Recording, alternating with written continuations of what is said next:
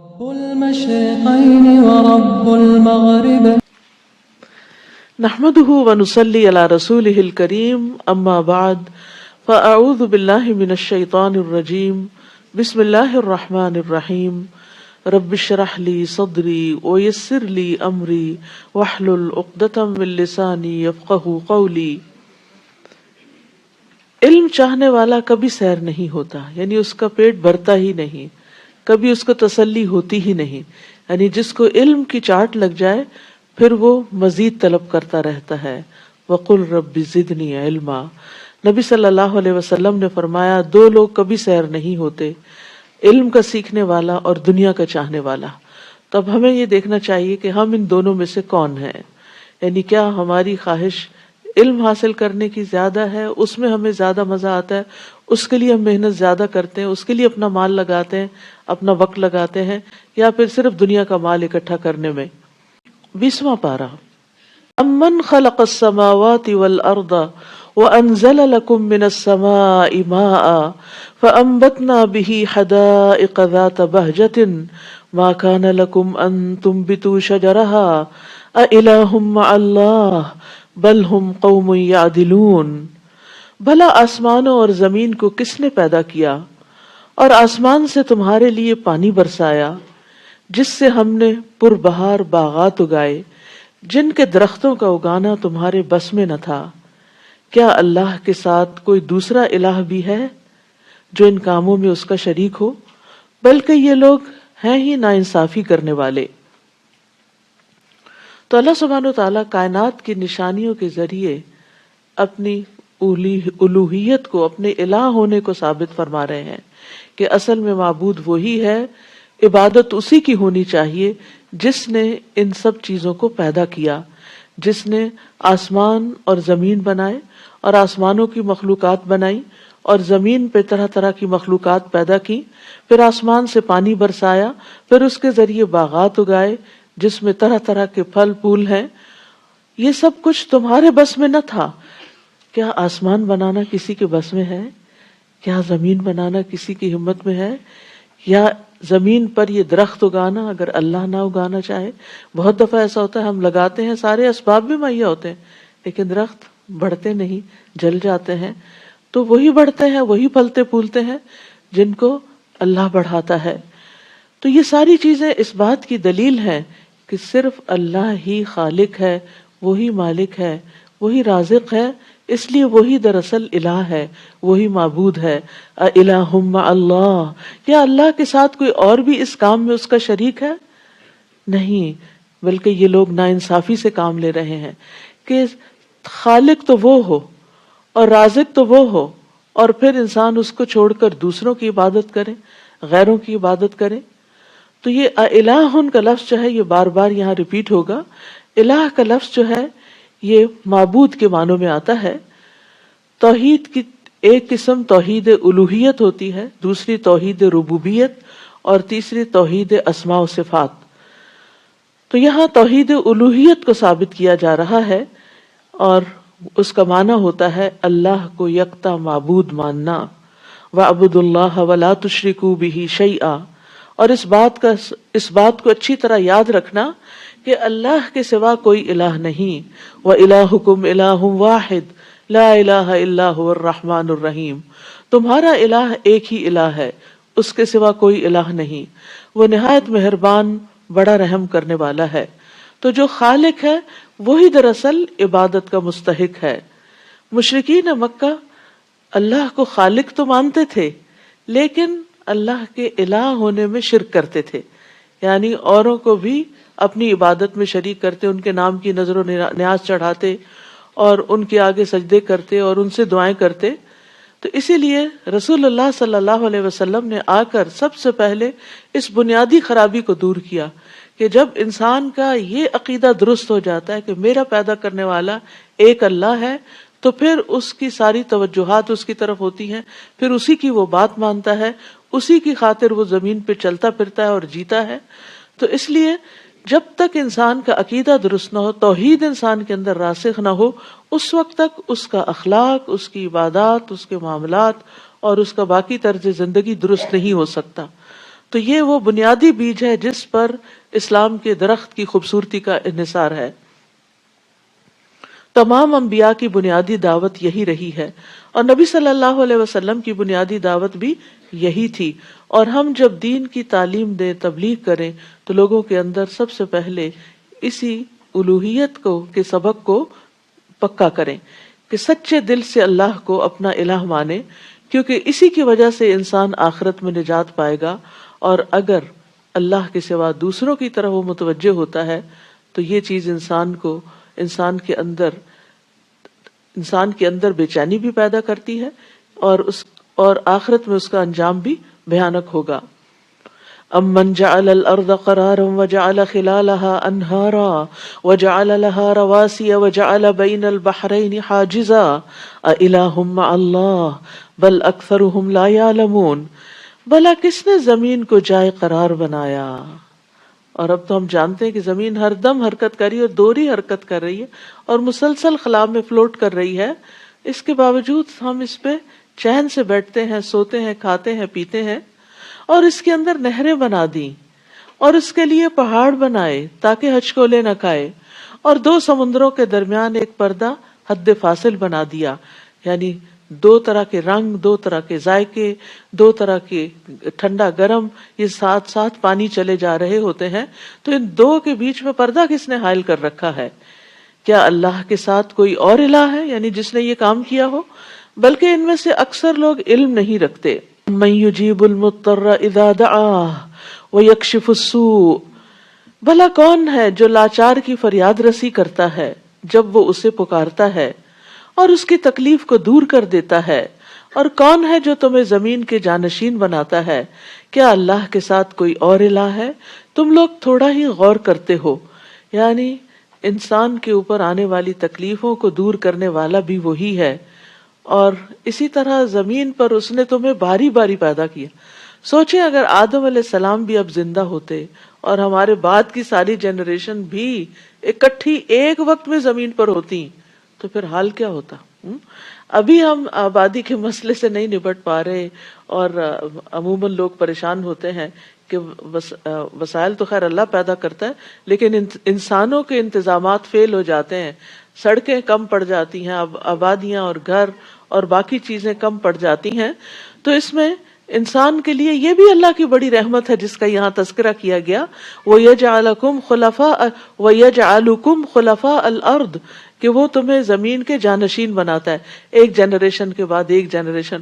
اور یہ ٹرانزیشن اتنی سموتھ ہوتی ہے، اتنی غیر محسوس طریقے سے ہوتی ہے کہ ایک کی جگہ ایک ریپلیس ہوتا چلا جاتا ہے اور انسان کو پتہ بھی نہیں چلتا۔ اور پھر خاص طور پر یہاں پر جو بے قرار کی دعا سننے کی بات ہے، تو اس سے پتہ چلتا ہے کہ اخلاص سے تڑپنے پر دعا قبول ہو جاتی ہے، خواہ وہ کوئی نان مسلم ہی کیوں نہ کرے۔ تو اگر ہم چاہتے ہیں ہماری دعائیں قبول ہوں تو تڑپ کر دعا کیا کریں۔ یعنی اللہ سبحانہ تعالیٰ نے یہاں ایک طرح سے ضمانت دی ہے اور ایک خبر دی ہے کہ اگر لاچار اسے پکارے گا تو وہ اس کی پکار کو قبول کرے گا۔ یعنی جب انسان اخلاص آتا ہے نا، انسان کے اندر تڑپ آتی ہے، تو انسان سب سے کٹ جاتا ہے، سارے شریک بھول جاتے ہیں، صرف ایک اللہ کی یاد باقی رہتی ہے، اور پھر انسان اسی کی پناہ چاہتا ہے، اسی کی مدد چاہتا ہے۔ تو اس سے پتہ چلتا ہے کہ اخلاص جو ہے وہ بہت ہی ویلیوبل اور بہت میزان میں بھاری چیز ہے، اور یہ اخلاص کسی کی بھی طرف سے ہو اللہ تعالیٰ کو بہت پسند ہے، کوئی اللہ تعالیٰ کا اطاعت گزار ہو یا نافرمان ہو۔ یعنی اگر ہمیں یہ احساس بھی ہو نا کہ ہم بہت نیک نہیں ہیں اور ہم تو گناہ گار ہیں، ہماری دعا نہیں سنتا، تو اپنے اندر اخلاص پیدا کر لیں اور تڑپ تڑپ کر اور رو رو کر اور گڑ گڑا کر دعا کریں، تو انشاءاللہ اللہ تعالیٰ آپ کی بھی ضرور سنے گا، کیونکہ انسان اللہ کو جو پکارتا ہے تو کہتا ہے تو ہی میرا اللہ ہے نا، تو ہی اللہ ہے، تیرے سوا کہاں جاؤں، کوئی اور نہیں میری مدد کرنے والا، میری ساری توقعات اور امیدیں تجھی پر، میرا بھروسہ اور توکل تجھی پر ہے، تو نے ہی کرنا ہے۔ تو پھر جب ہم کہتے ہیں نا تو نے ہی کرنا ہے، یہی اخلاص ہے کہ ہم سب سے کٹ جاتے ہیں اور صرف ایک اللہ سے مانگ رہے ہوتے ہیں۔ بھلا کون ہے جو تمہیں خشکی اور سمندر کی تاریکیوں میں راہ دکھاتا ہے اور اپنی رحمت سے بیشتر ہواؤں کو بشارت کے طور پر بھیجتا ہے؟ کیا اللہ کے ساتھ کوئی اور الہ بھی ہے؟ اللہ اس شرک سے بہت بلند ہے جو یہ لوگ کرتے ہیں. بھلا کون ہے جو خلقت کی ابتدا کرتا ہے پھر اس کا اعادہ کرے گا؟ اور کون ہے جو تمہیں آسمان اور زمین سے رزق دیتا ہے؟ کیا اللہ کے ساتھ کوئی اور الہ ہے؟ آپ ان سے کہیے اگر تم سچے ہو تو اپنی کوئی دلیل لے کر آؤ. یعنی اگر تم غیر اللہ کی طرف رغبت کرتے ہو اور ان کی طرف مائل ہوتے ہو تو پھر کوئی دلیل لاؤ کہ واقعی انہوں نے بھی کوئی کارنامہ کیا ہے اور انہوں نے بھی کچھ پیدا کیا ہے. اور یہاں انڈائریکٹلی اس بات کو بھی یاد دہانی کرا دی گئی کہ جس نے پہلی بار پیدا کیا وہ پھر بھی کرے گا اور تمہارا حساب بھی لے گا. آپ ان سے کہیے اللہ کے سوا آسمانوں اور زمین کی پوشیدہ چیزوں کو کوئی بھی نہیں جانتا. وہ تو یہ بھی نہیں جانتے کہ انہیں کب اٹھایا جائے گا. یعنی اللہ کے سوا تو کسی کو یہ بھی نہیں پتا کہ مرنے کے بعد دوبارہ کب زندہ ہوں گے. بلکہ آخرت کے بارے میں ان کے علم نے گھٹنے ٹیک دیے ہیں، بلکہ یہ اس کی نسبت شک میں ہے، بلکہ یہ اس سے اندھے ہو چکے ہیں. تو اس سے یہ پتہ چلتا ہے کہ آخرت کا علم، قیامت آنے کا علم صرف اور صرف اللہ کے پاس ہے. انبیاء اور فرشتوں کو بھی قیامت کا علم نہیں. تو یہ پوچھنے کی بجائے کہ قیامت کب آئے گی یہ سوچنا چاہیے کہ جب آئے گی تو پھر کیا ہوگا، تو مجھے اس کی تیاری کیسے کرنی چاہیے. ایک شخص نے نبی صلی اللہ علیہ وسلم سے قیامت کے متعلق سوال کیا. اس نے پوچھا کہ قیامت کب آئے گی؟ آپ نے فرمایا کیا تم نے اس کی تیاری کر لی ہے؟ اس نے کہا کچھ بھی نہیں مگر یہ کہ میں اللہ اور اس کے رسول سے محبت کرتا ہوں. تو آپ نے فرمایا تم قیامت کے دن اسی کے ساتھ ہوگے جس سے تم محبت کرتے ہو. تو ہمیں اپنے دلوں کا جائزہ لینا چاہیے کہ ہمارے دلوں میں اللہ اور اس کے رسول کی محبت کتنی ہے. انس کہتے ہیں ہم اس بات سے اتنا خوش ہوئے کہ اتنا کسی اور بات سے نہیں کہ نبی صلی اللہ علیہ وسلم نے یہ فرما دیا کہ تم اس کے ساتھ ہو کہ جس سے تم محبت کرتے ہو. تو ہم نبی صلی اللہ علیہ وسلم سے محبت کرتے ہیں. اور انس کہتے ہیں کہ میں نبی صلی اللہ علیہ وسلم، ابو بکر اور عمر سے محبت رکھتا ہوں. مجھے امید ہے کہ میں اپنی اس محبت کی وجہ سے انہی کے ساتھ ہوں گا اگرچہ میرے عمل ان جیسے نہیں. اصل میں انسان جس سے محبت کرتا ہے نا اس کو اپنا آئیڈیل بنا لیتا ہے اور پھر اس جیسا لاشعوری طور پر بننے کی کوشش کرتا ہے. یعنی قدرتی طور پر مثلا آپ کو کسی کی قرات پسند ہے تو آپ انکانشیسلی اس کی قرات کی کاپی کرنے لگتے ہیں، یعنی اس جیسا پھر بننے کی کوشش کرتے ہیں. اور کافر یہ پوچھتے ہیں کہ جب ہم اور ہمارے آباء و اجداد مٹی بن جائیں گے تو کیا پھر قبروں سے نکالے جائیں گے؟ یعنی وہ آخرت پر ایمان نہیں رکھتے، دوبارہ پیدا ہونا انہیں ایک مشکل کام نظر آتا ہے. یہ بات تو ہمیں اور اس سے پیشتر ہمارے آباء و اجداد کو بھی کہی جاتی رہی ہے. یہ تو بس پہلے لوگوں کے افسانے ہیں، یعنی اس بات میں انہیں شک تھا. آپ ان سے کہیے ذرا زمین میں چل پھر کر تو دیکھو کہ مجرموں کا انجام کیسا ہوا تھا. اے نبی آپ ان کے حال پر غمزدہ نہ ہو اور نہ ہی ان کی چالوں سے دل میں تنگی محسوس کریں. کافر یہ کہتے ہیں اگر تم سچے ہو تو یہ وعدہ عذاب کب پورا ہوگا؟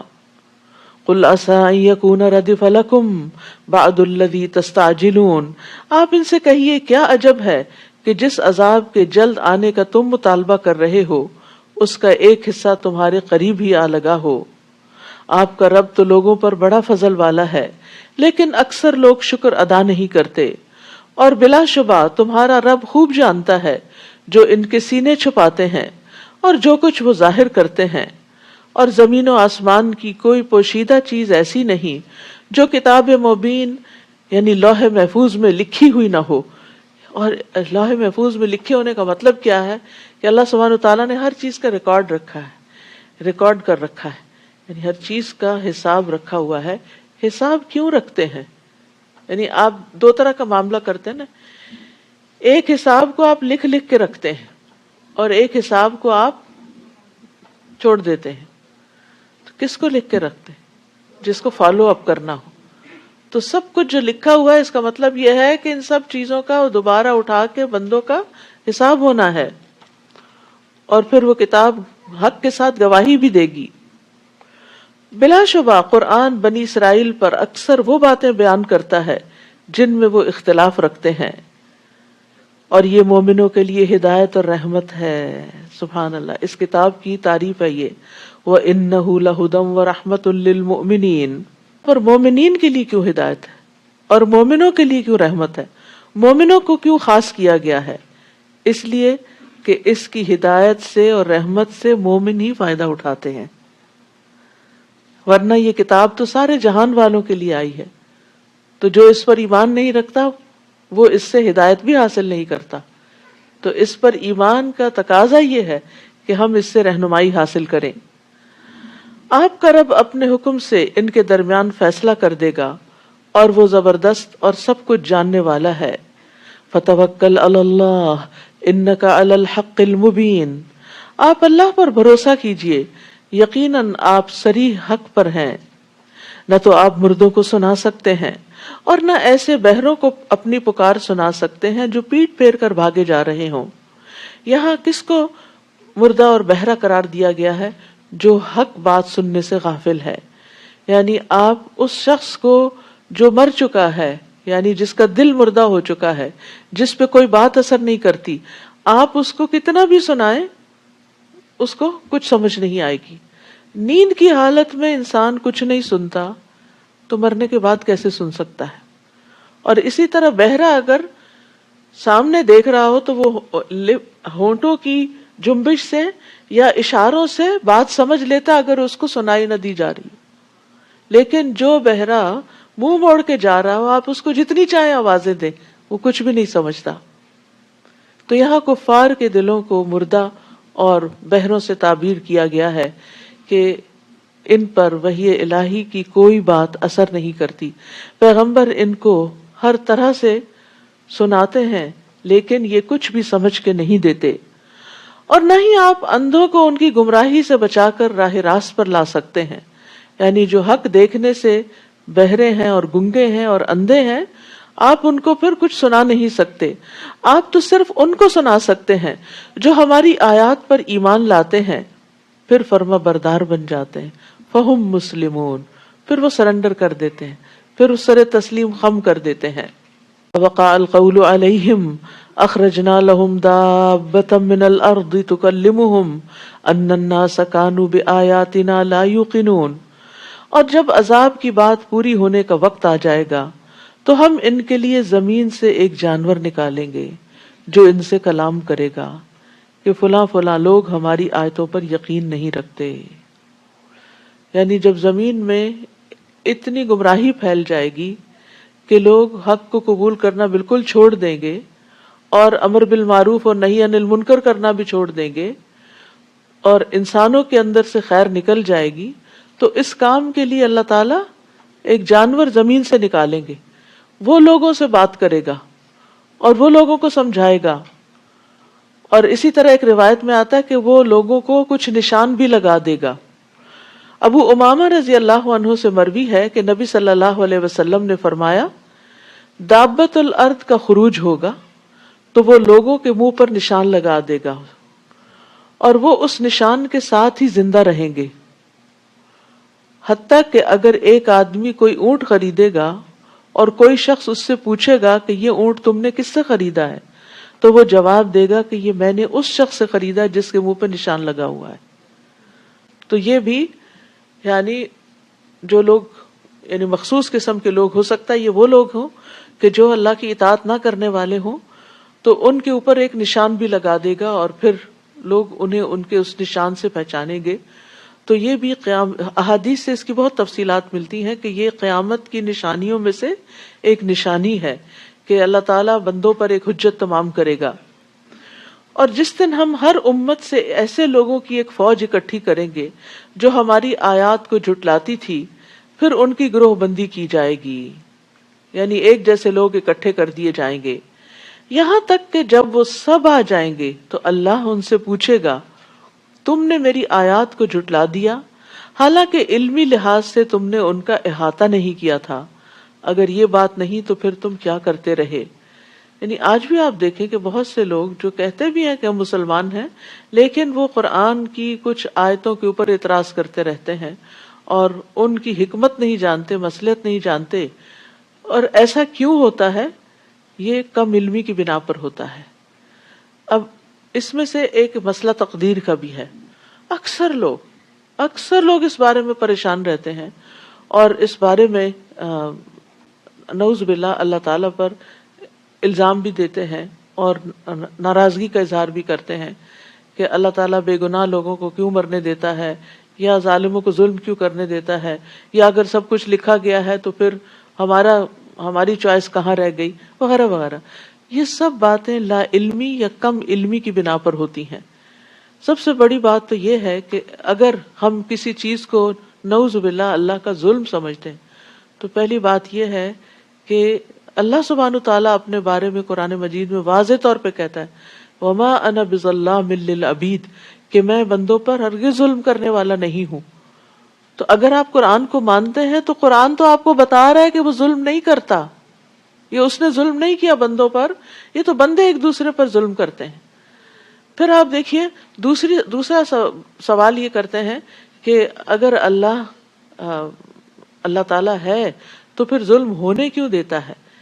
یہ بھی اس بات کی دلیل ہے کہ ہمیں نہیں معلوم کہ اللہ تعالیٰ کیسا ہے اور اس کا علم کیسا ہے، اور وہ کچھ بندوں کو کیوں مہلت دے دیتا ہے کہ وہ اپنی حدیں پار کریں، اور جن پر ظلم ہوتا ہے ان کے لیے اس نے کیا تیار کر رکھا ہے. یہ سب باتیں بھی ہمیں نہیں معلوم ہوتی. کم علمی کی وجہ سے ہم اللہ تعالیٰ پر اعتراض کرتے رہتے ہیں. تو سب سے پہلے تو یہ جاننے کی ضرورت ہے کہ کیا ہمیں کسی بھی واقعے کا، کہ مثلاً کسی انسان پہ ہی کوئی ظلم ہوا ہے، اس کی ساری وجوہات پتہ ہیں، اس کے اپنے گناہ کتنے تھے، یا یہ کہ اس کا ماحول کیسا تھا، یا کس کی غفلت تھی، کسی حاکم کی غفلت تھی، یا اس کے آس پاس کا جو سپورٹ گروپ تھا وہ کمزور تھا، تو ایسا ہوا کیوں. یعنی سارا الزام اللہ تعالیٰ کو دے دینا کہ وہ وقت پہ وہاں پہنچ کے انٹرفیئر کرتا اور ظالموں کو زبردستی پکڑ کے روکتا، تو یہ اس کا طریقہ نہیں. زمین کے امور میں اس نے انسانوں کو جہاں چوائس دی ہے پھر وہ ان پر زبردستی نہیں کرتا. اور ایسا وہ کیوں کرتا ہے، اس کی حکمت خود اسی کو معلوم ہے، کیونکہ ہمارا علم کم ہے، وہ علیم ہے، وہ حکیم ہے، لیکن ہم علم اور حکمت میں بہت کم ہے. تو جب ہم اپنی کمی کا اعتراف کر لیں گے، کیونکہ ہم اپنے آپ کو زیادہ عقل مند سمجھ لیتے ہیں نا، تو اس لیے پھر ہم اعتراض شروع کر دیتے ہیں. جب ہم اپنی کم علمی کا اعتراف کریں گے تو پھر سبحانک لا علم لنا الا ما علمتنا، تو بہت سے مسئلوں کا حل مل جائے گا. ظلم کی وجہ سے ان پر عذاب کی بات پوری ہو جائے گی تو وہ بول بھی نہ سکیں گے. کیا وہ غور نہیں کرتے کہ ہم نے رات اس لیے بنائی کہ وہ اس میں آرام کریں، اور دن کو روشن بنایا تاکہ وہ کام کاج کر سکیں. اس میں بھی لوگوں کے لیے بہت سی نشانیاں ہیں جو ایمان لاتے ہیں. یعنی اگر لوگ غور و فکر کریں تو دن اور رات کے آنے جانے میں بھی بہت سے سبق ہیں. اور جس دن سور پھونکا جائے گا تو جو کوئی بھی آسمانوں یا زمین میں ہوگا سب گھبرا اٹھیں گے، سوائے ان کے جنہیں اللہ اس سے بچانا چاہے گا، اور یہ سب حقیر بن کر اللہ کے حضور پیش ہو جائیں گے.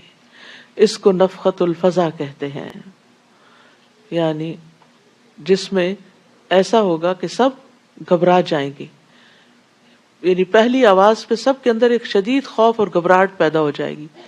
پھر نفخۃ الصاعق ہے، وہ نفخہ وہ ہے کہ جس کے بعد سب ہلاک ہو جائیں گے، مر جائیں گے. اور پھر نفخۃ البعث ہوگا کہ جس کے بعد سب دوبارہ جی اٹھیں گے. سمجھے گا کہ پہاڑ اپنی جگہ پر جمے ہوئے ہیں حالانکہ وہ بادل کی سی چال چل رہے ہوں گے. یہ اللہ کی قدرت کا کرشمہ ہوگا جس نے ہر چیز کو مضبوط بنایا. بلا شبہ تم جو کام کر رہے ہو وہ اس سے خبردار ہے. من جاء بالحسنۃ فلہ خیر منها وهم من فزع یومئذ آمنون.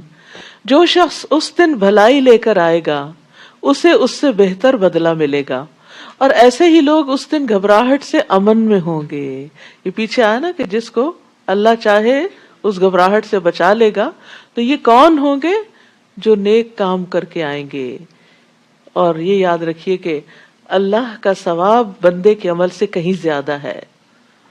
یعنی نیکی کرنے کا فائدہ کیا ہے کہ اس سے بہتر بدلہ ملے گا، پلس یہ کہ اس دن کی گھبراہٹ سے امن میں ہوں گے. ہم سب کو جب قیامت کے واقعات پڑھتے ہیں نا تو بڑی پریشانی سی ہوتی ہے، بڑی فکر لگتی ہے، بہت تنہائی سی محسوس ہوتی ہے، گھبراہٹ ہوتی ہے. کچھ سمجھ نہیں آتا کہ کیا ہوگا، اس گھبراہٹ سے بچنے کے لیے کیا کریں. تو یہاں آپ دیکھیے اس قرآن کی آیت سے ہمیں پتہ چل گیا ہے کہ نیکیاں کرنا اس گھبراہٹ کو دور کرے گا. جب اپنے بھی ساتھ چھوڑ جائیں گے، دوست، رشتہ دار، اولاد، والدین، کوئی بھی نہیں پوچھے گا، تو انسان کے ساتھ اس کا اپنا ہی عمل ہوگا. تو اس لیے ہم سب کو اچھے اعمال کی فکر کرنی چاہیے اور اس میں آگے سے آگے بڑھتے جانا چاہیے. جو آج کر رہے ہیں اتنا ہی کافی نہیں سمجھنا چاہیے، اس سے بھی بہتر طور پر نیک کام کرنے کی فکر کرنی چاہیے. تو بندے کے عمل، قول اور اس کے ذکر سے، یعنی جو نیک اعمال ہیں، اللہ کا ثواب بہتر ہے. یعنی صرف برابر نہیں دیا جائے گا، بہتر اور زیادہ دیا جائے گا.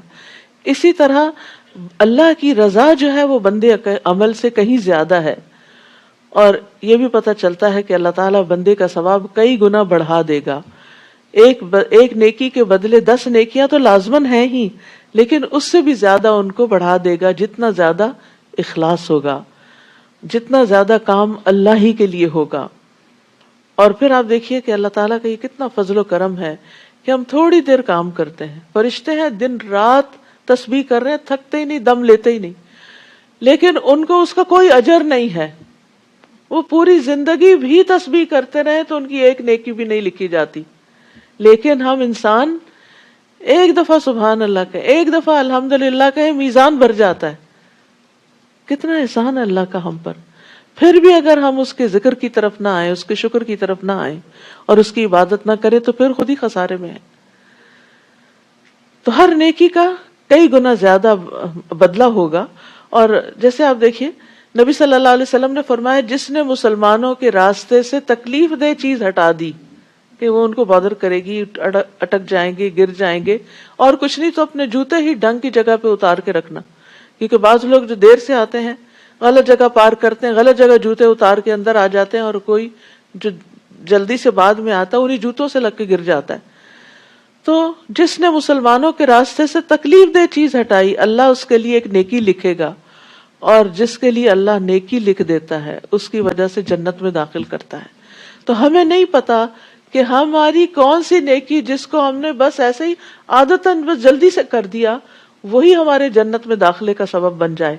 کیونکہ بہت سے جو نیک کام کر کے ہمارے اندر ایک دماغ میں خلل آ جاتا ہے نا کہ اب ہم بہت کچھ کر رہے ہیں یا ہم نیک ہو چکے ہیں، تو ہو سکتا ہے وہ اللہ کو اتنے پسند ہی نہ آئے، اور وہ پسند آ جائے کہ جو ہم جس میں ذرا بھی ریاکاری نہ ہو، جس میں ذرا بھی دکھاوا نہ ہو. تو اس لیے لا تحتقرن من المعروف شیئا ولو ان تلقى اخاك بوجه طلق، کہ نیکی کے کسی چھوٹے سے کام کو بھی حقیر نہ سمجھو، خواہ وہ تمہارا اپنے بھائی کو مسکرا کے پیش آنا ہی کیوں نہ ہو.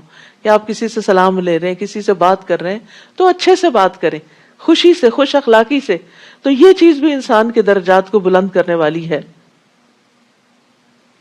وَمَنْ جَاءَ بِالسَّيِّئَةِ فَكُبَّتْ وُجُوهُهُمْ فِي النَّارِ، اور جو برائی لے کر آئے گا تو ایسے لوگ اوندھے منہ جہنم میں پھینک دیے جائیں گے، اور کہا جائے گا تمہیں اتنا ہی بدلہ ملے گا جو تم کام کرتے رہے ہو. یعنی صرف ایک برائی کے بدلے میں ایک برائی، پھر بھی اگر کسی کا برائیوں کا پلڑا بھاری ہو گیا تو پھر وہ خسارے میں ہی ہے. اے نبی کہہ دیجئے مجھے تو یہی حکم ہوا ہے کہ میں اس شہر مکہ کے مالک کی کہ میں اس شہر یعنی شہر مکہ کے مالک حقیقی کی اطاعت کروں، جس نے اسے احترام بخشا اور جو ہر چیز کا مالک ہے، اور مجھے حکم دیا گیا ہے کہ میں فرما بردار بن کر رہوں، مسلم بن کر رہوں، اور یہ کہ قرآن پڑھ کر سناؤں. اب جو شخص راہ راست پر آتا ہے تو وہ اپنے ہی فائدے کے لیے آتا ہے، اور جو گمراہ ہوا تو اس سے آپ کہہ دیجئے کہ میں تو صرف ایک ڈرانے والا ہوں. تو ایک معنی تو یہ ہے کہ نبی صلی اللہ علیہ وسلم سے کہا جا رہا ہے، حکم دیا جا رہا ہے کہ آپ لوگوں کو قرآن پڑھ کر سنائیں.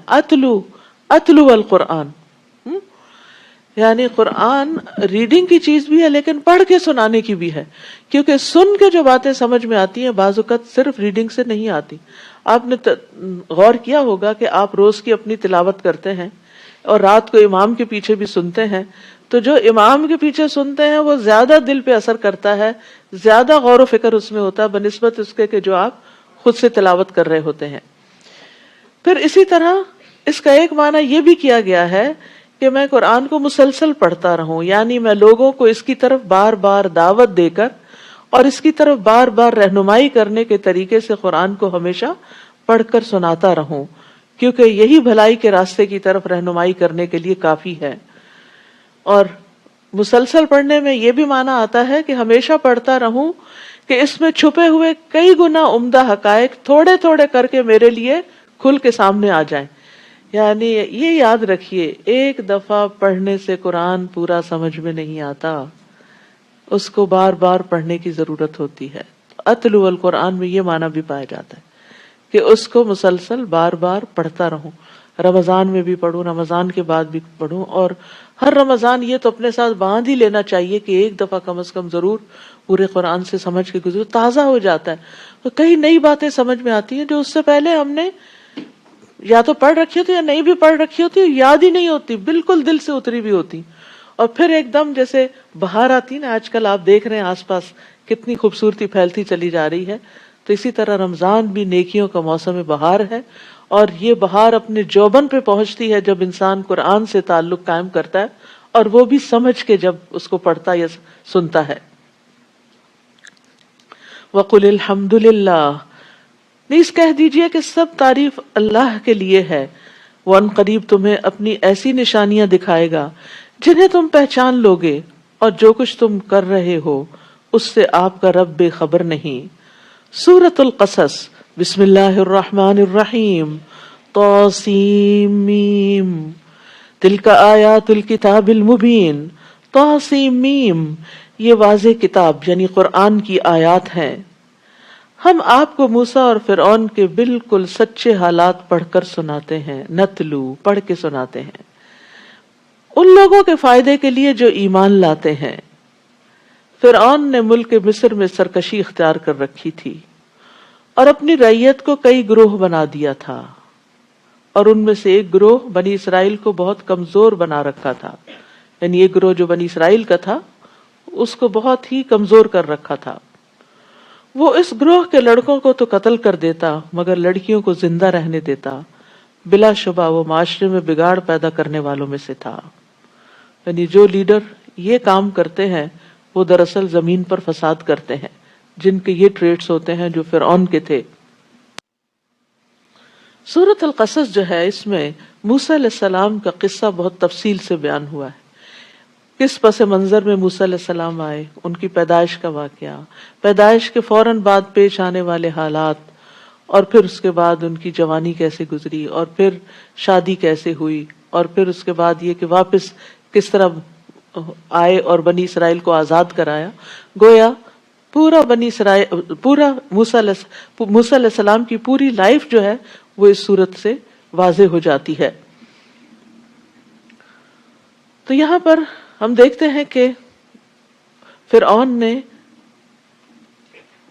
ملک کے اندر تفرقہ بازی کا بازار گرم کر رکھا تھا، اور اس سے مقصد کیا تھا کہ لوگ آپس میں لڑتے رہیں تاکہ وہ ان پہ حکومت کرتا رہے، جسے کہتے ہیں نا ڈیوائیڈ اینڈ رول، کہ آپ لوگوں کو آپس میں گتھم گتھا ہونے دیں اور آپ ان کے اوپر مسلط ہوئے رہیں، ان کو یہ توجہ ہی نہ ہو کہ ہمارا حاکم ہمارے ساتھ کیا کر رہا ہے۔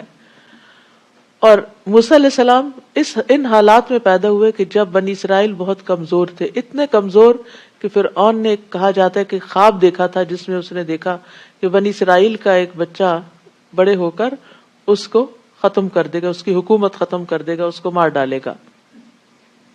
تو اس بنا پر اس نے بنی اسرائیل کے بچوں کا یعنی لڑکوں کا قتل عام شروع کر دیا۔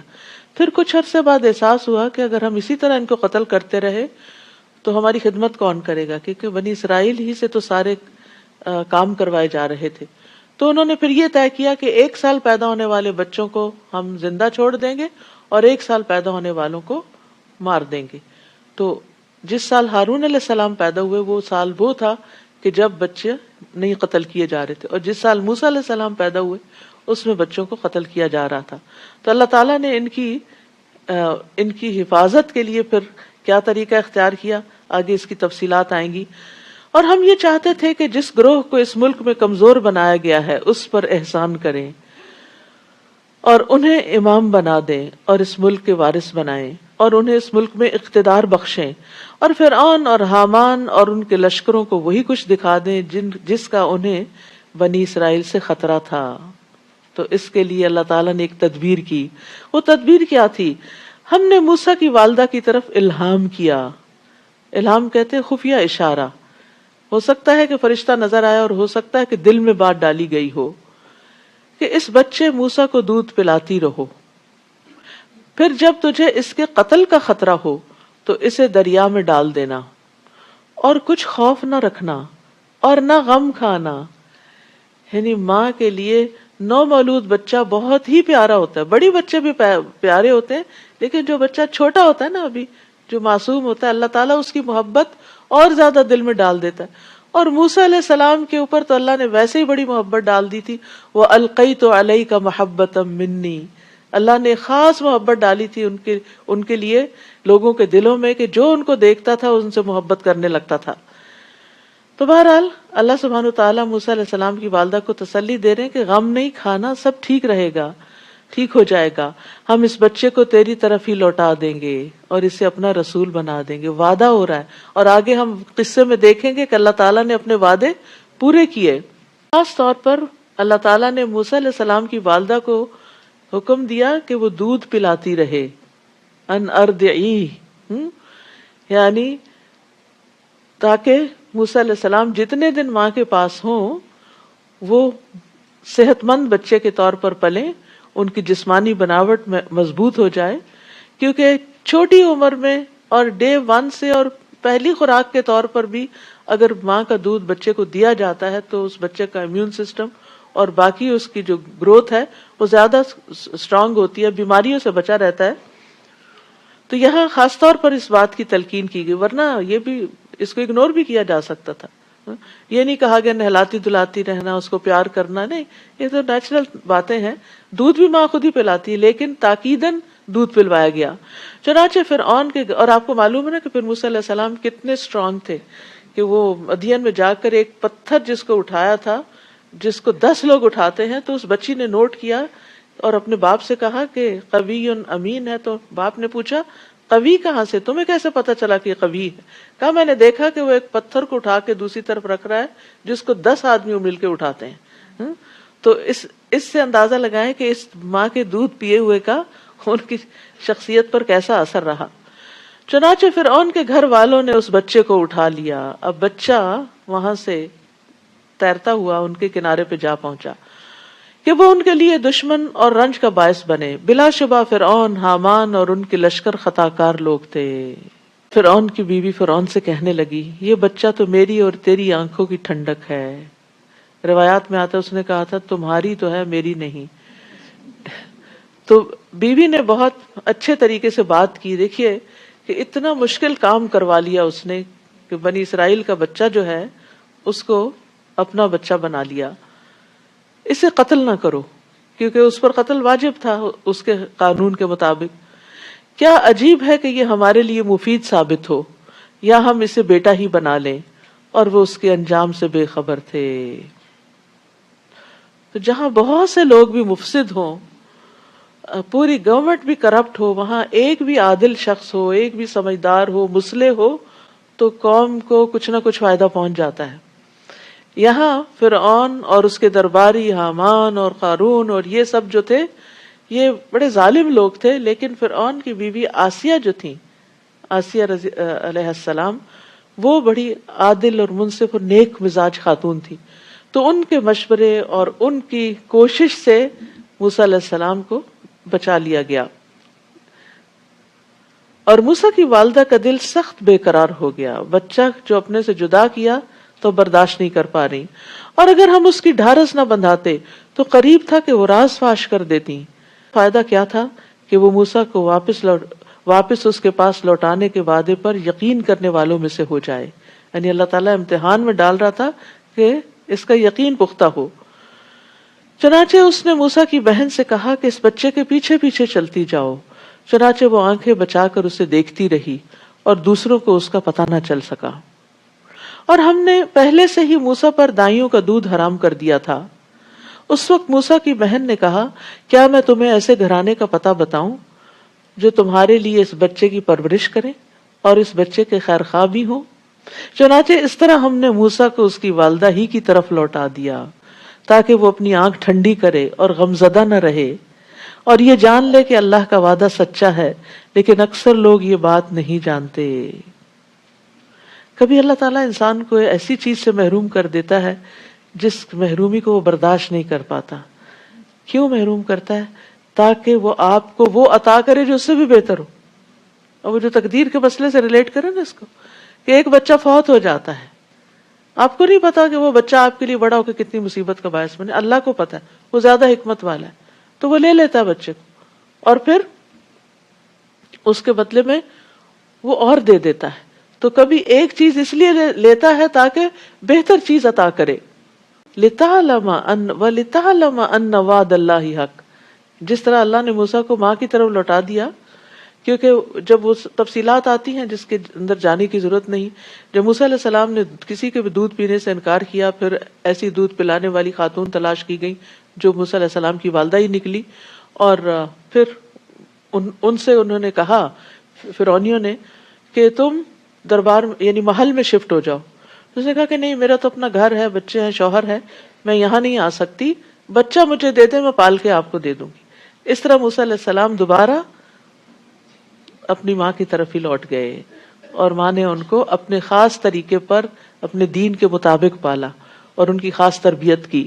ما بلغ اشدہ ولما بلغ اشدہ واستوى آتیناہ حکما وعلما وکذلک نجزی المحسنین، اور جب موسیٰ اپنی جوانی کو پہنچے اور پورے توانا ہو گئے تو ہم نے انہیں قوت فیصلہ اور علم عطا کیا، یعنی جسمانی قوت بھی اور ذہنی قوت بھی، اور ہم نیک لوگوں کو ایسی ہی جزا دیا کرتے ہیں۔ اور موسیٰ شہر میں اس وقت داخل ہوئے جب اہل شہر غفلت میں تھے۔ وہاں موسیٰ نے دو آدمیوں کو آپس میں لڑتے ہوئے دیکھا، ان میں ایک تو موسیٰ کی اپنی قوم سے تھا اور دوسرا دشمن قوم سے۔ اور جو موسیٰ کی اپنی قوم میں سے تھا اس نے موسیٰ سے اس کے خلاف فریاد کی جو دشمن کی قوم سے تھا۔ موسیٰ نے اسے مکہ مارا تو اس کا کام ہی تمام کر دیا۔ اب ان ساری آیات کے اندر آپ دیکھیں گے موسیٰ علیہ السلام کی قوت۔ موسیٰ علیہ السلام نے کہا یہ تو ایک شیطانی حرکت ہے، اپنے عمل کو خود ہی غلط کہہ دیا۔ بلا شبہ شیطان صریح بہکانے والا دشمن ہے، تو وہ اپنی فطرت پر تھے اور اسی بنا پر انہوں نے اپنی غلطی کو تسلیم کر لیا۔ قال رب انی ظلمت نفسی فاغفر لی فغفر لہ انہ هو الغفور الرحیم۔ پھر دعا کی، اے میرے رب، بلا شبہ میں نے اپنے آپ پر ظلم کیا ہے، لہٰذا مجھے معاف کر دے۔ چنانچہ اللہ نے اسے معاف کر دیا، بلا شبہ وہ بڑا بخشنے والا، رحم کرنے والا ہے۔ تو آپ دیکھیں کہ جب شیطان آپ کو یہ وسوسہ دے نا، تمہارے گناہ نہیں معاف ہو سکتے، تو آپ کہیں کہ اگر قتل کا گناہ معاف ہو سکتا ہے تو میرا گناہ اس سے تو چھوٹا ہی ہے، اللہ تعالیٰ مجھے بھی معاف کر سکتا ہے، یعنی پر امید رہیں۔ اور یہاں سے یہ بات بھی پتہ چلتی ہے کہ گناہ کے نتیجے میں آنے والی مصیبت سے چھٹکارا صرف استغفار سے ممکن ہے۔ تو ہمیں اگر کوئی مصیبت آئی ہوئی ہے اور ہمیں نہیں پتا کس گناہ کی وجہ سے آئی ہوئی ہے تو استغفار کی کثرت کریں۔ تو موسیٰ علیہ السلام اس مکے پہ نادم ہوئے جو انہوں نے مارا اور اس سے ایک جان چلی گئی، تو اس ندامت کی وجہ سے جو وہ اپنے رب کے حضور جھکے اور گناہ پر بخشش طلب کی تو اللہ تعالیٰ نے ان کے لیے رستہ بنا دیا، اور انہوں نے اس گناہ کو اپنی جان پر ظلم قرار دیا۔ انی ظلمت نفسی، یاد رکھیے ہمارے گناہ خود ہم ہی کو نقصان دیتے ہیں، کسی اور کو نہیں۔ نبی صلی اللہ علیہ وسلم معصوم ہونے کے باوجود، گناہوں سے پاک ہونے کے باوجود دن میں 70 سے زیادہ مرتبہ استغفار کرتے تھے اور توبہ کرتے تھے، اور آپ کی اکثر دعا یہ ہوتی تھی، اللہم اغفر لی ما اخطأت وما تعمدت وما اسررت وما اعلنت وما جہلت وما تعمدت۔ اے اللہ میرے ان گناہوں کو معاف فرما جو میں نے غلطی سے کیے، اور جو میں نے جان بوجھ کر کیے، اور جو میں نے چھپ کر کیے، اور جو میں نے علانیہ طور پر کیے، نادانی میں کیے یا جانتے بوجھتے کیے۔ اسی طرح نماز میں بھی گناہوں سے بخشش کی دعا کرنی چاہیے۔ جب التحیات آپ پڑھتے نا تو آخر میں آ کر اللہم انی ظلمت نفسی ظلما کثیرا، پھر یہ عہد کیا کہ اے میرے رب، تو نے مجھ پر جو انعام کیا ہے، یعنی معاف کر کے، میں کبھی مجرموں کا مددگار نہیں بنوں گا. یہ ہے شکر ادا کرنا کہ آئندہ سے ایسی کوئی غلطی نہیں ہوگی. پھر دوسرے دن صبح سویرے ڈرتے ڈرتے اور خطرے کو بھانپتے ہوئے شہر میں داخل ہوئے تو کیا دیکھتے ہیں کہ وہی شخص جس نے کل ان سے مدد مانگی تھی آج پھر ان سے فریاد طلب کر رہا ہے.